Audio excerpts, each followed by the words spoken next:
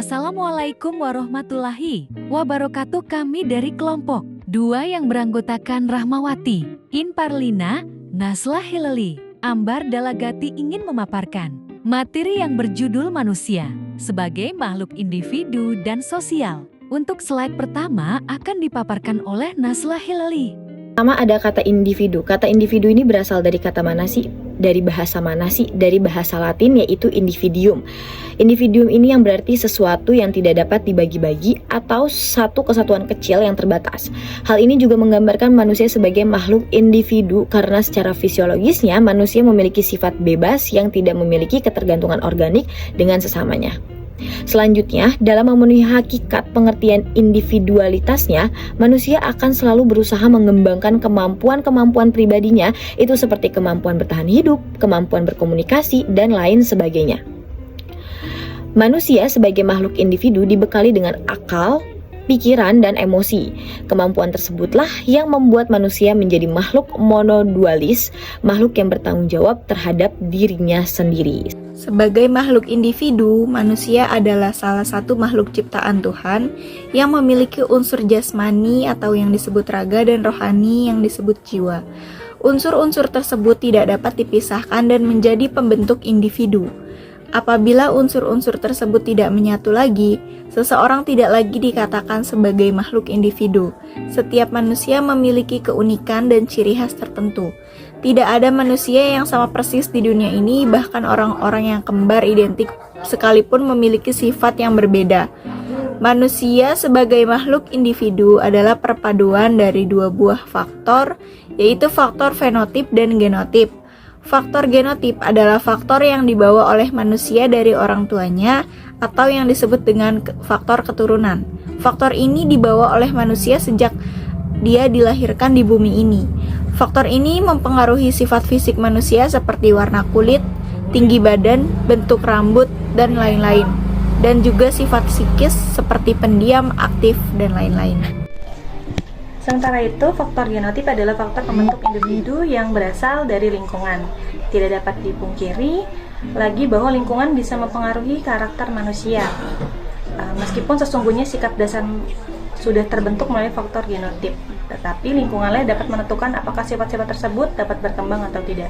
Misalnya ada satu anak yang sifat dasarnya itu kayak sudah rajin menabung, rajin mengerjakan tugas, tapi dia masuk ke dalam lingkungan yang kurang aktif gitu, misalnya teman-temannya atau gurunya itu tidak membantu dia untuk berkembang untuk lebih baik lagi.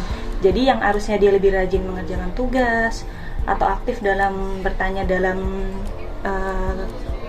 kegiatan sekolah, jadi lebih pasif, terus jadi kayak malas-malasan, itu karena tergantung dari lingkungannya.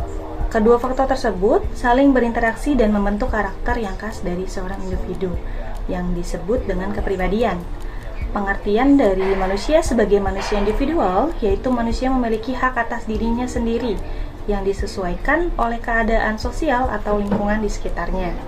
Ini semua berkaitan erat dengan lingkungan melalui masyarakat, melalui kepribadian, melalui alat indera, jenis kelamin, serta status sosial. Karakteristik manusia sebagai makhluk individu. Yang pertama, identitas pribadi. Setiap individu memiliki nama, sifat, bakat, dan kepribadian yang unik. Identitas ini terbentuk melalui faktor biologis, lingkungan keluarga, pendidikan, serta pengalaman hidup. Misalnya, ada seseorang yang ahli dalam bidang seni, sementara yang lain ahli dalam bidang matematika atau olahraga. Yang kedua, kebutuhan pribadi. Setiap orang memiliki keinginan dan tujuan hidup yang berbeda.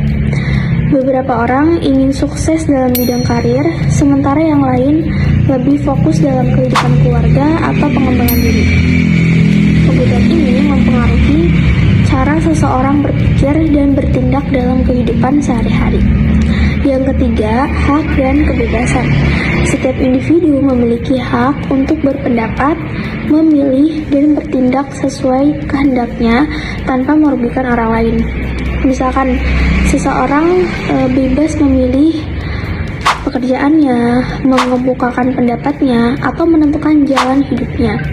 Tetapi tetap harus menghormati hak orang lain. Yang keempat, tanggung jawab pribadi. Manusia harus bertanggung jawab atas setiap keputusan dan tindakannya sendiri. Itu artinya, setiap pilihan yang kita pilih memiliki konsekuensi, baik positif maupun negatif. Ini adalah salah satu contoh kecil yang berisiko di saat kita mau mengungkapkan isi hati kepada perempuan. Menembak perempuan sebagai pasangannya tetapi ditolak. Di saat itu, kita harus menerima resiko sakit hati dari diri kita. Baik, selanjutnya ada karakteristik manusia sebagai makhluk sosial. Yang pertama, interaksi sosial. Manusia berkomunikasi dan berinteraksi dengan orang lain dalam berbagai aspek kehidupan. Yang kedua, ketergantungan sosial. Setiap individu membutuhkan bantuan orang lain, baik dalam kehidupan sehari-hari, pribadi, ekonomi, maupun budaya. Yang ketiga, norma dan nilai sosial. Hidup dalam masyarakat mengharuskan individu mengikuti aturan dan norma yang berlaku agar tercipta harmoni. Pembentukan kelompok dan organisasi manusia cenderung membentuk komunitas organisasi atau kelompok untuk mencapai tujuan bersama. Terima kasih yang sudah meluangkan waktu untuk menyimak presentasi dari kami. Jika ada yang ditanyakan, silakan kami tunggu ya. Thank you.